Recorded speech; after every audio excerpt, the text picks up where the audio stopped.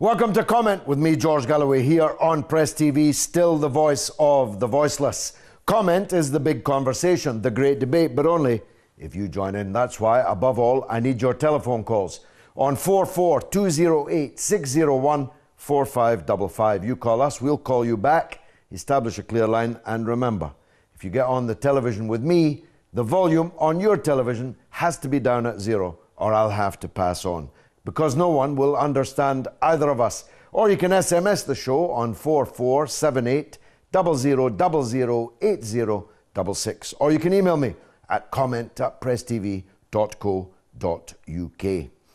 I'm being told, at least on Twitter, that a major battle is currently underway using very heavy weapons between two branches of Al-Qaeda, the Islamic State of Iraq and Syria, and Al-Qaeda proper.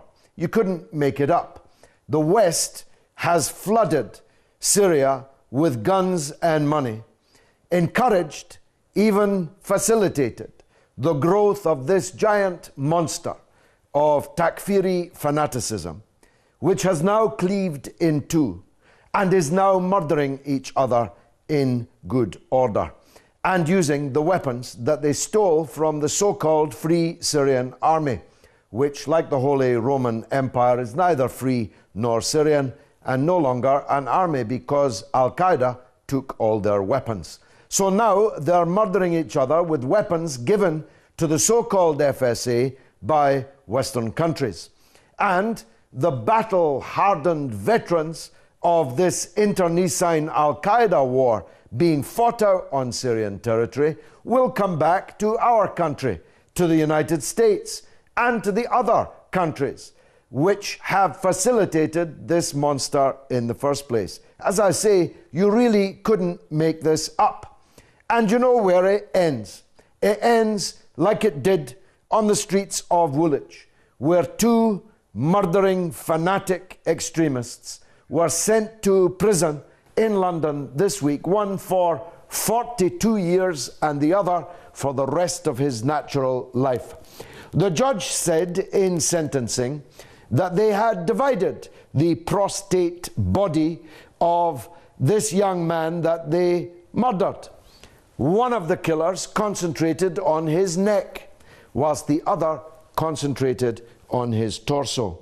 They butchered that young man in broad daylight, in front of hundreds of women and children.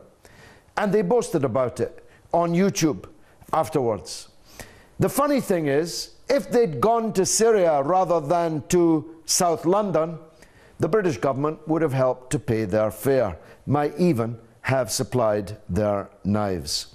This policy, which I described to William Hague as close to insanity, I said to William Hague, your policy in Syria is not just wrong, it is close to insanity, is now reaching its nadir as mass murder between the fanatic extremists now takes place on the soil of long-suffering Syria. But of course, when they're not murdering each other, they're still murdering the people of Syria. So tonight we're asking, how can Syria succeed against these militants and their backers? Their backers are, of course, Israel, Britain, France, and the United States, and their hirelings in Persian Gulf countries who pay the bill. The decisions are made in Tel Aviv and in the Western metropolis, but the money is paid from satrapies in the Persian Gulf who are, frankly, ordered to do so. And this cleavage that I'm talking about tonight in the ranks of the extremists is, of course, also going to backfire on those who are paying the money. Because be sure, that these same head-chopping, throat-cutting, heart-eating maniacs will one day appear on the streets of Riyadh and other parts of the Persian Gulf Arab countries. And Israel is also involved in Lebanon. Israeli-backed fanatic terrorists, imagine, are blowing people up via car bombs and other terrorist atrocity in Lebanon in the hope of provoking sectarian upheaval and war in Lebanon so that Israel can more easily re-invade that country. But not content with assisting the terrorists on the ground, what they call Israel is now bombing Lebanon again from the air, making as clear as could possibly be the pincer between the fanatics and the apartheid state in which Syria and Lebanon are now trapped. But the Syrian and Lebanese people are more than capable of resisting and fighting back. So we're asking tonight, what should Lebanon's response be to their territory being actually bombarded by the Israeli Air Force? There's no reports of how many were killed or maimed, but it was a clear act of war on the Lebanese state. Now that state also has within it people who insist that Lebanon's resistance, the national army of resistance in Lebanon, led by Hezbollah, should disarm, should destroy their weapons. Who then will defend Lebanon from Israeli aggression, attack, and reoccupation? If not the resistance, then who? So we're asking, what should be Lebanon's response to this latest Israeli attack upon their soil? Those are the questions tonight. I've laid out my own point of view. If you have a different one, your call will be prioritized. Niazi's on the line in London, wants to talk about Syria. Niazi, go ahead. Hi, Mr. Galloway. How are you? By the grace of God, I'm good. Go ahead, please. Good. Yeah, I just want to comment. These rebels, they will be supported all the way, and the supporters will never stop supporting them. So why don't Bashar al-Assad step down so there might be a peace at the end? Otherwise, it's going to be chaos. You know, there will be more murder, more killing, more butchering. But there wouldn't be peace, would there, Niazi? Do you think Al-Qaeda would say, job done, Bashar is no longer president, somebody else from his regime is now the president? Hold on a minute, Niazi, I'll let you back in. Are they really going to say, Bashar is gone, someone else from his regime has become president, we'll now go home?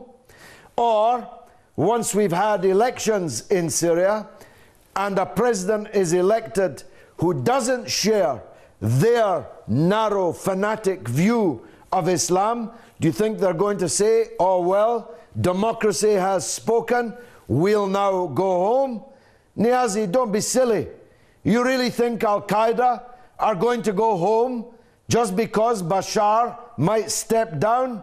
How could you imagine that? Their main concern is that Bashar al-Assad should step down. No, it's not their main concern, Niazi. It's not going to be. What's their main concern? It's not going to be. Well, I'll tell you what their main concern is this very hour. Do you think one branch of Al-Qaeda is this hour murdering the members of another branch of Al-Qaeda, are murdering each other because of Bashar? Well, I mean, even Bashar al-Assad doing the same thing. They're putting bombs on people's houses, killing innocent children and people. Niazi, I'll answer your questions, but you answer that one. Are Al-Qaeda murdering each other this hour because of Bashar? Well, then again, it comes to Western countries or the Arab countries who they're supporting. Then they shouldn't support the people who are killing innocent people. But they are the people. They, according to the New York Times, which is not a Bashar al-Assad publication, 80% of those fighting in Syria are affiliated to one or other of the Al-Qaeda franchises. According to Jane's Defense Weekly, the Bible of the military-industrial complex is 50%. Whether it's 50 or 80. Syria has now been flooded by fanatics who, I promise you, have no intention of going home if Bashar steps down. On the contrary, they'll keep going, keep killing, keep cutting, keep chopping until they can get to power in Damascus. And guess what, Niazi? The vast majority of Syrian people will never, ever, ever go quietly into that good night. The vast majority of the Syrian army are Sunni Muslims and are ready to fight until the death against these fanatics. And you really shouldn't be identifying with them, which is what you're doing with this contribution this evening. Let me go to Canada, Halifax, Nova Scotia, and talk to Gary. Gary, what should Lebanon's response be to this latest attack on their soil? Well, I think... Yes? Yes, I think we're going to see that. We're already seeing that response. Hezbollah are certainly prepared.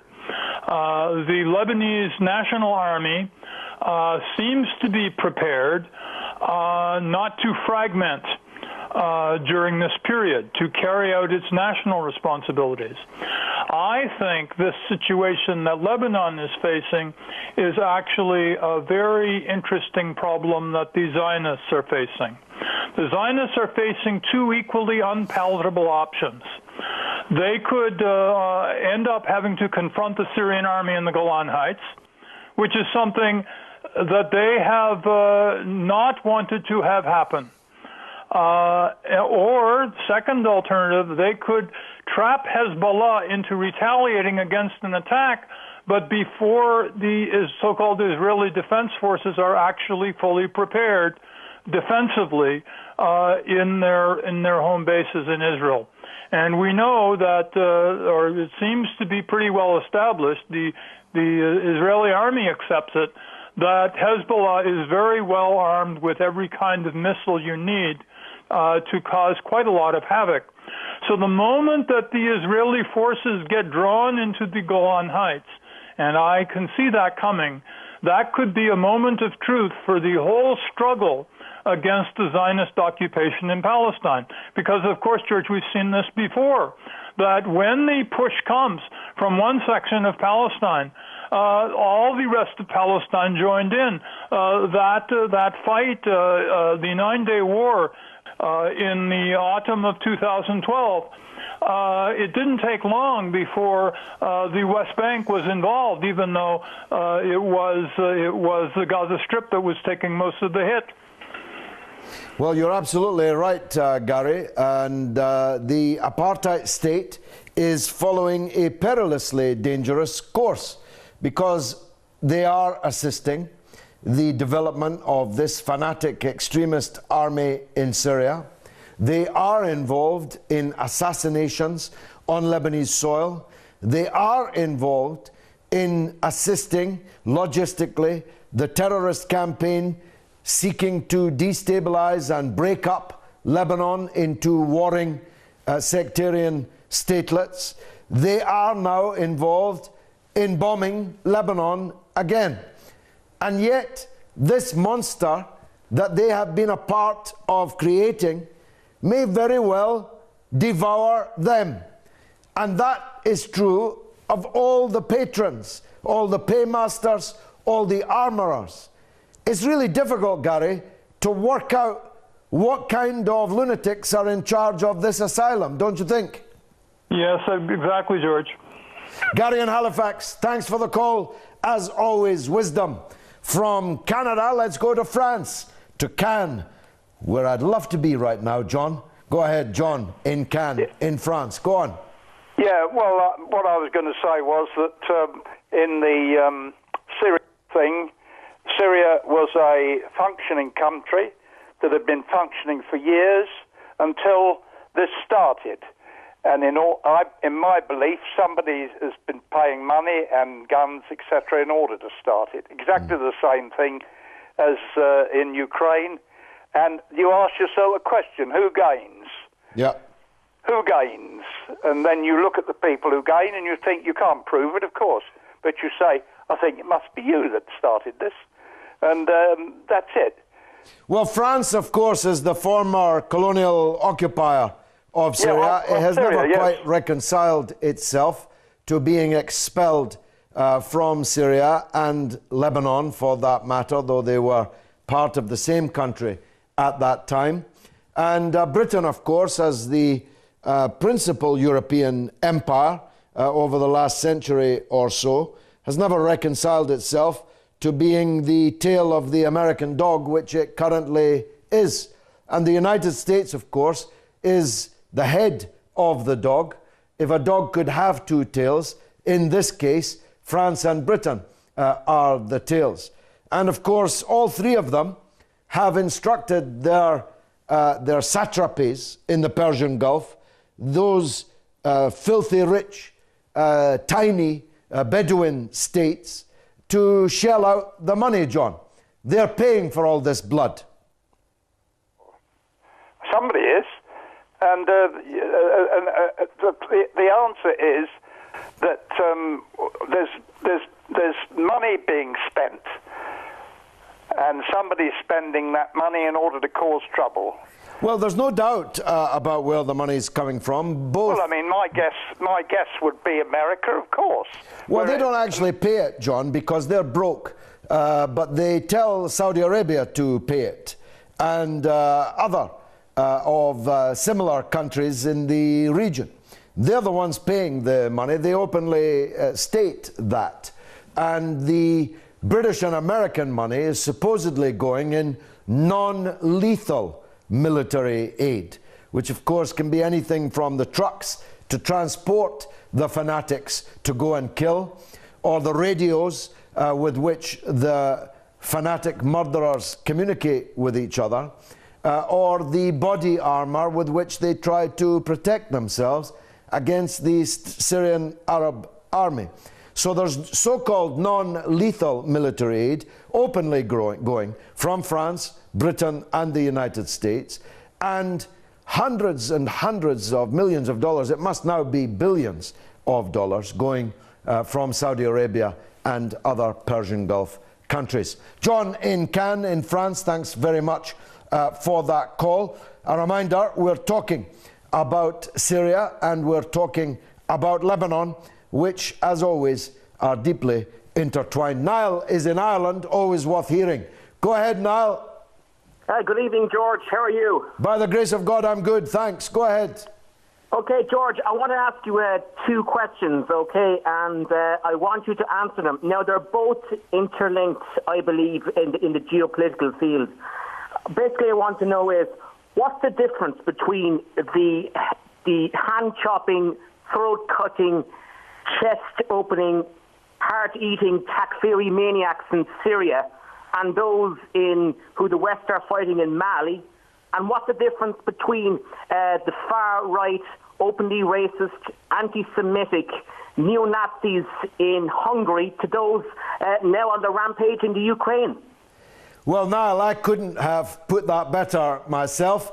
And indeed, the first part of your question, I did put myself directly to David Cameron, the Prime Minister of the United Kingdom, in the House of Commons at Prime Minister's Questions just a few months ago. He gave a reply, but it was not an answer.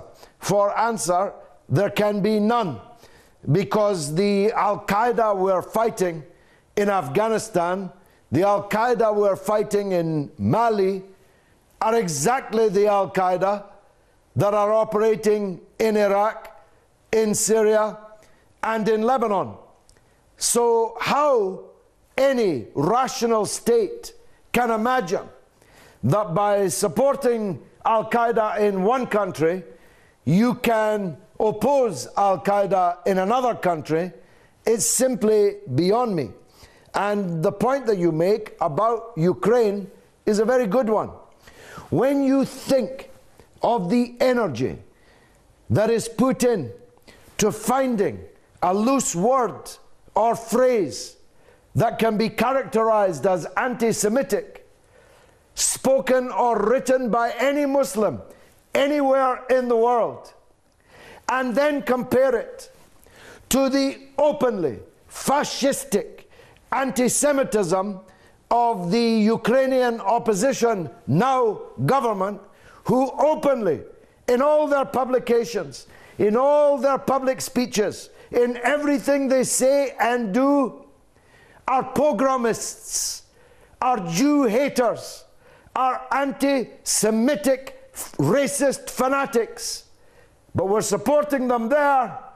But if you as a Muslim on the internet dare to say anything which can be twisted to make it look like it's an anti-Semitic statement, beware, beware.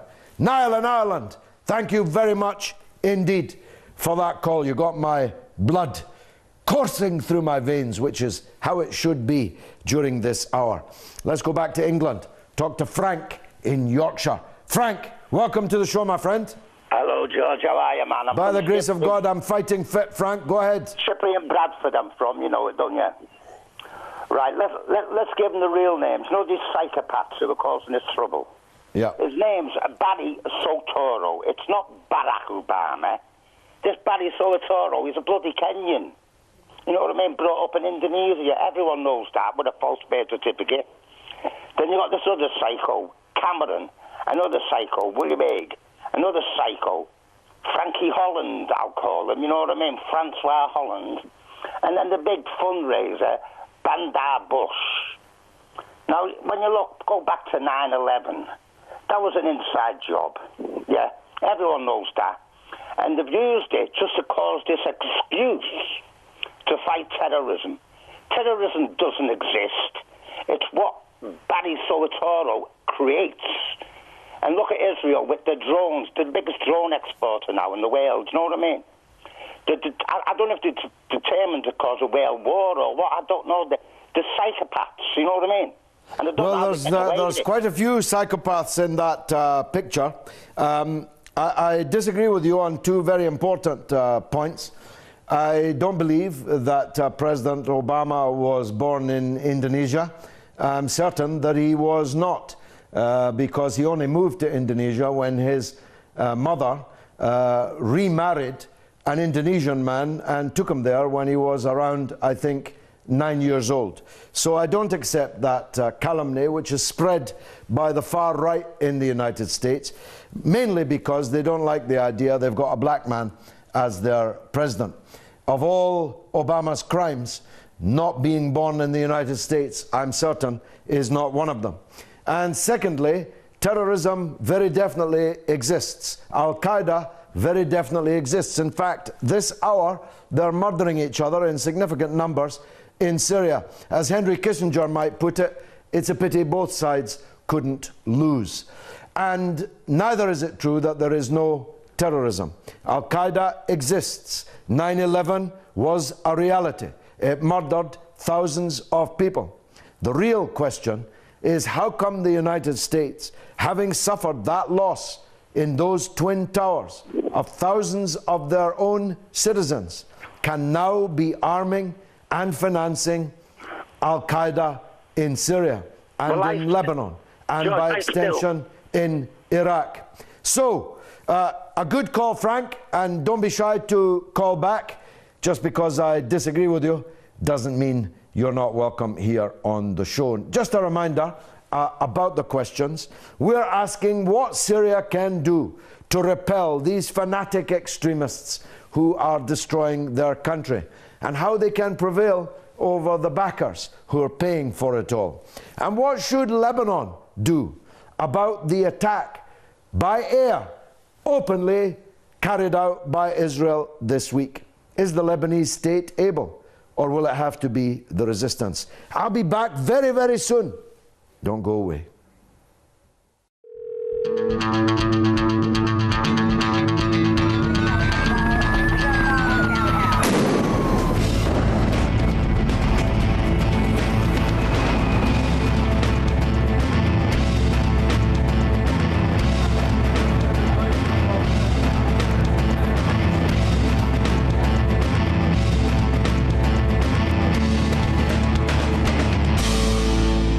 Welcome back to Comment with me, George Galloway, here on Press TV. Still the voice of the voiceless, the voice they could not still. We're asking tonight here on Comment, how can Syria succeed against the militant fanatics who have torn the country and 100,000 or more Syrians apart, sent millions into exile as refugees? How can Syria succeed against them and their backers, those Bedouin statelets, satrapies in the Persian Gulf who are paying for the whole operation? And following the Israeli military aerial assault upon Lebanon this week, what should Lebanon's response be? Is the Lebanese state capable of responding to this aggression from its southern neighbour? Or will it have to be the Lebanese resistance that do it? That very same Lebanese resistance that those now in power in the state in Lebanon demand should disarm themselves, should liquidate, dissolve themselves, leaving Lebanon as defenseless against Israeli aggression as it was in the past. Let's go to Libya, another of the great Western imperialist success stories, and talk to Abdullah. Abdullah, what should Lebanon's response be? Abdullah has been dropped. We lost his line in Tripoli. That's a pity, because I do like to hear from people there. Of course, NATO bombarded a regime change in Libya, and now the country is not one but 3 or 33 different emirates, and more people are being massacred every day there. Mohammed's on the line though in Birmingham. Let's hear from him. Mohammed, welcome. Welcome, George. How are you? By the grace of God, good, Mohammed. Thanks. Go ahead. Okay. George, I just want to mention one thing, the situation in Syria and Lebanon. Yeah. I just want to mention who is behind this. I was really looking at a shocking video by an American army officer who was there involved in attacking Afghanistan and Iraq. He goes with the word that he went down to his office and his senior commanding him showed him that they have a plan to destabilize Middle East. And they started off with Afghanistan, Iraq, Syria, Lebanon, Sudan, Somalia, and Iran. This is their plan. They want to destabilize 7 Muslim countries in 5 years. I just want to say that this is just a hand of America with different faces, which are being put forward to the people. And the Muslims, those who are destabilizing the people, they're not caring for democracy. They're just suffering by their own hands. I must say this. Well, that's exactly my point to an earlier caller, Mohammed. Does anybody really think that Al-Qaeda, who are now killing each other this evening in huge numbers with heavy weaponry, care anything about democracy? Does anybody really think that they would accept a democratic election in Syria, electing a president and a parliament? Does anybody imagine that Al-Qaeda cares anything about democracy, or that they'd pack up and go home if only Bashar would step down and fly out, as a foolish caller said earlier? It's absurd, Mohammed. These people are in it for the blood and the money and the power, and they'll die and kill until they get it. The real question, Mohammed, and I ask this of Muslims everywhere in the world, when will you stand up and see that those who hate Islam are dividing you on a false, fake basis, are setting you against each other to kill each other whilst they steal your things, whilst they rule the holy mosque of Al-Aqsa in Jerusalem and undermine it, whilst they steal the oil and the gas that God gave to the Muslims. Can't you see that?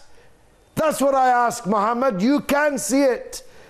But there must be many Muslims watching this who know others, who are fooled by this rubbish, who are ready to kill each other over which way your hands should be, making salat, whilst the enemies of all the Muslims are preparing to cut the arms off of the Muslims.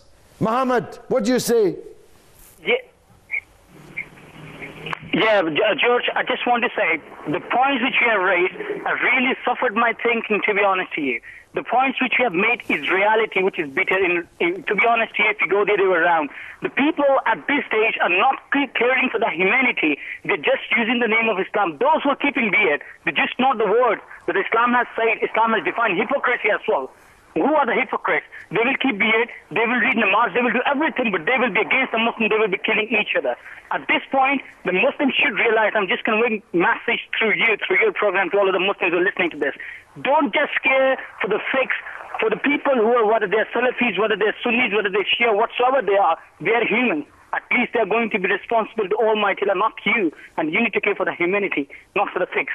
And this is what I wanted to mention. They're just going to destabilize. Well, it's a very powerful argument that you make, Muhammad. I've got two responses to it, but I want to come back to you, so stay on the line. The Central African Republic is currently witnessing a massacre of Muslims. Are there any jihadists on their way to their defense? The Muslims in Myanmar and Burma, the Rohingya people, are being massacred in Burma.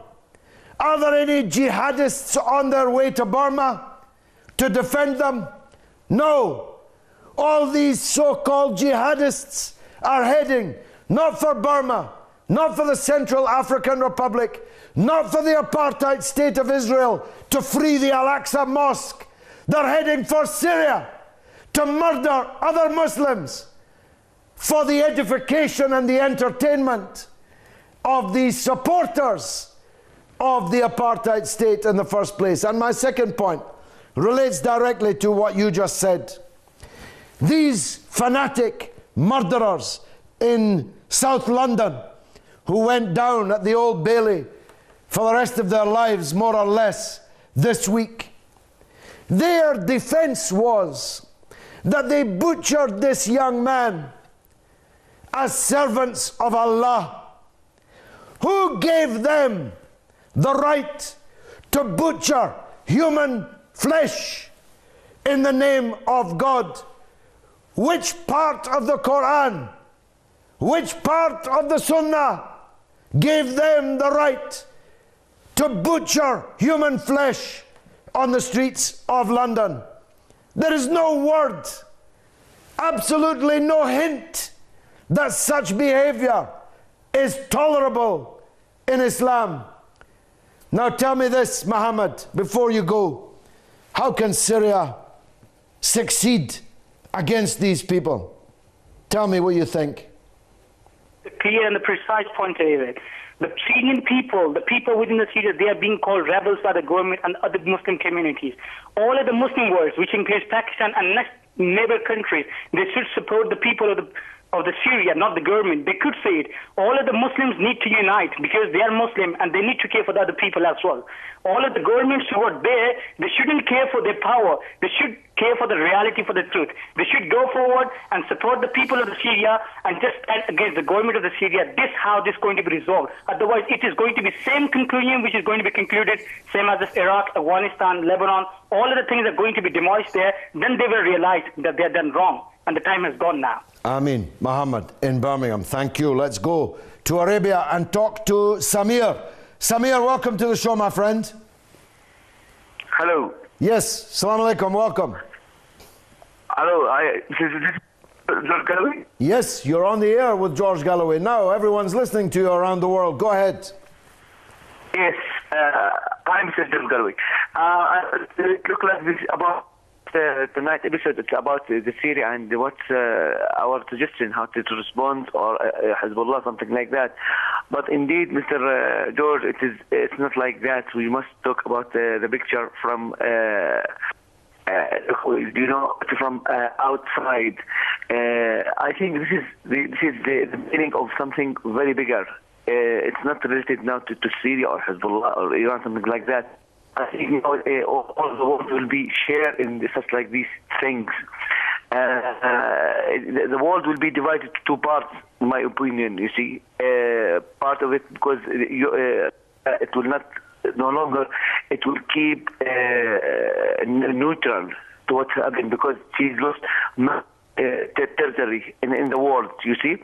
And now you see that the China and the Russia, they are close to each other, and the North Korea, and the other part, the Western world. So I think now we are close to war between two parties. That's in my opinion. Well, I don't think 1.7 billion Muslims can be neutral. They can be on the side of the United States, Israel, and the former European colonial powers like France and Britain, or they can be on the side of those who oppose them. In the case of Arabia, from where you are calling, the choice that the government there has made is clear. They are a part of the Western Israeli axis. I call it an axis of evil. That's not what your government calls it in its secret diplomacy between Bandar Bush and Netanyahu. They are now in full alliance together. I don't believe the people of Saudi Arabia are neutral in that question. I know many Saudis. Many thousands of Saudis follow me on the internet, on Facebook and Twitter and elsewhere. The vast majority of Muslims in Arabia are not neutral in that conflict. They are against the apartheid state. They are against the foreign occupation of Muslim countries. They are against the murder and massacre of Muslims in the Central African Republic, in Myanmar. They are against the occupation of Palestine. They're not neutral, Samir. I don't understand your point about neutrality. Go ahead and answer me. I think, hello? Yes. I thought, in my opinion, because the situation in the world now very, very dangerous in all of the world. You see, there is many collapse point in the world, in Syria, in Lebanon, and in Afghanistan, and in Iraq. It will not be as it is to be done. Okay, Samir, you're breaking up, but thanks very much for the call. Greetings to all my friends in Arabia. Joseph is in London on the Lebanon question. Joseph, welcome. Hello, Mr. Galloway. Hello there, sir. Go ahead. How you doing? Yeah. What's happening in Syria basically is disgusting, and it's not fair what's happening. And if I was capable, I would try to even go to Syria and try to fight beside what you call the Syrian army. That's what I really believe, because what's happening in that country, they are destroying, they are killing the Christians. They're just killing, they're just massacring. Well, there's a story I was reading tonight, Joseph, that the Al-Qaeda franchises in the areas they occupy in Syria are now basically demanding protection money from the Christians who have lived there for millennia. Some of them speak the language of Jesus himself. They are demanding money, or they are killing the people who cannot or will not pay. It's a protection racket so brazen that many of the Sunni Muslims in the towns and villages where it's happening are beginning to resist it and rise up against it. They cannot tolerate Syrian Christians who have been with them for millennia being treated in this way. Give us your money or your life. That's what's happening now, this day in Syria. Joseph, the floor is yours. Okay, I also want to say that what's happening about in Ukraine, that country, if the world doesn't step back, what's actually happening? It's like it's a triple-edged sword, or it's like we're nearly that day of a nuclear war. And if the Zionists who are plotting, well, I'll tell you what, Joseph, it's nothing to do with the Zionists. It's nothing at all to do with them. But President Putin has not spoken yet. But when he speaks, everybody in the world will hear it. Najib is in Iran, and he's welcome too. Najib, go ahead. Najib. Unfortunately. Yeah. Yes, are you there? Go ahead. Najib, are you there? Yeah. Hi, Mr. Galloway. Yes, go ahead. You're on the air. Hi, Mr. Galloway. Yes, hello. Yeah. Go ahead, please. Yeah, I'm calling from Iran. I just wanted to talk about Syria. And, unfortunately, the war in Syria just started with, the sinister plan that, was run by the United States of America and some of his allies. And, unfortunately, there were some Islamic countries that tried to help, those countries. And unfortunately, it made a lot of blood in Syria.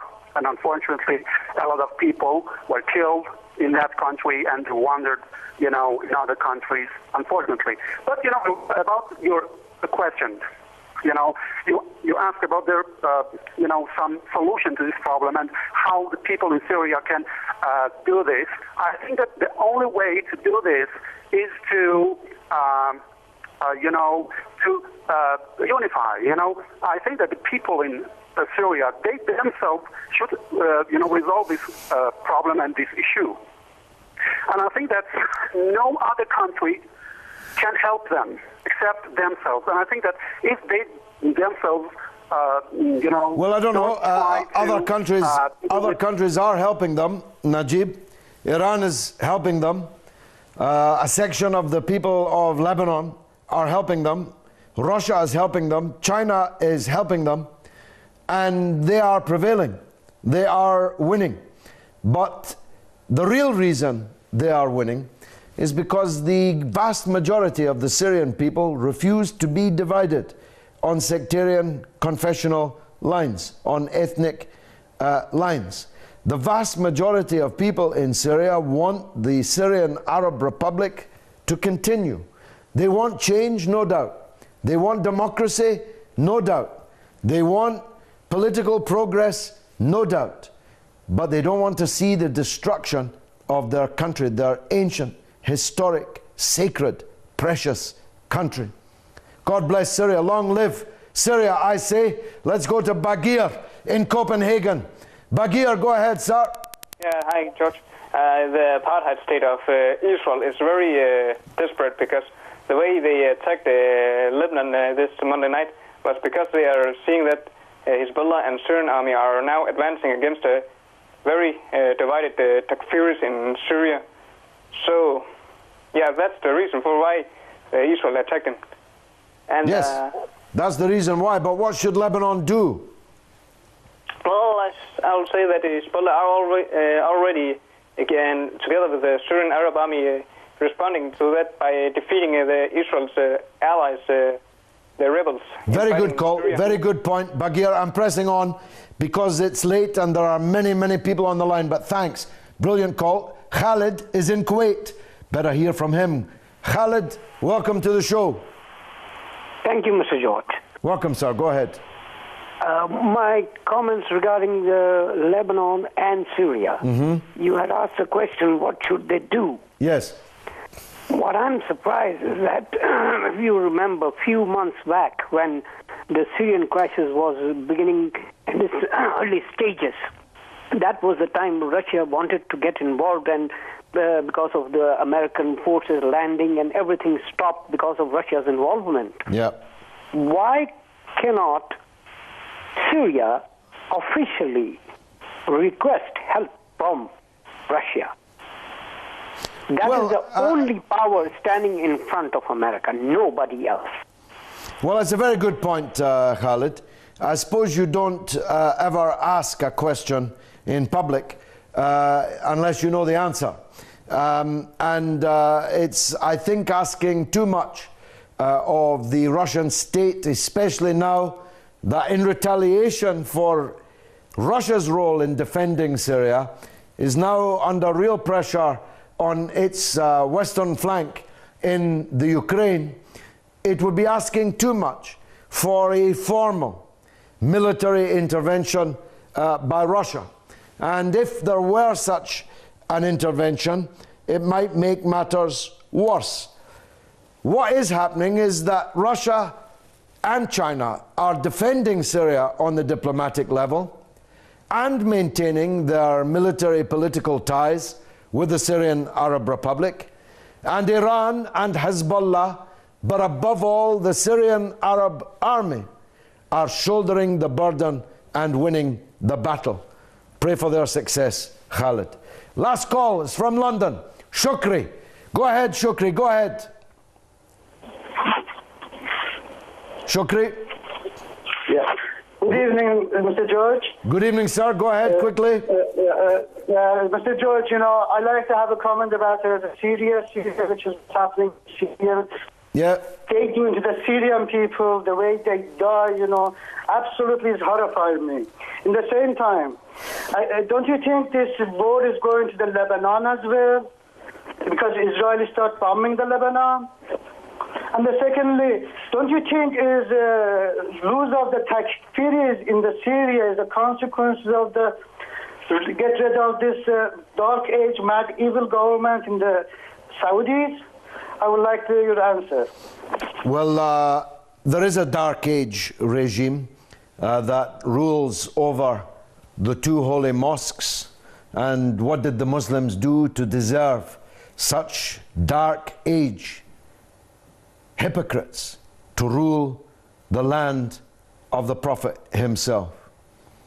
How can the Muslims follow such hypocrites who are claiming to be Wahhabis whilst filling the casinos and the bordellos of Western countries whenever they can get out of the country and tear their headdresses off?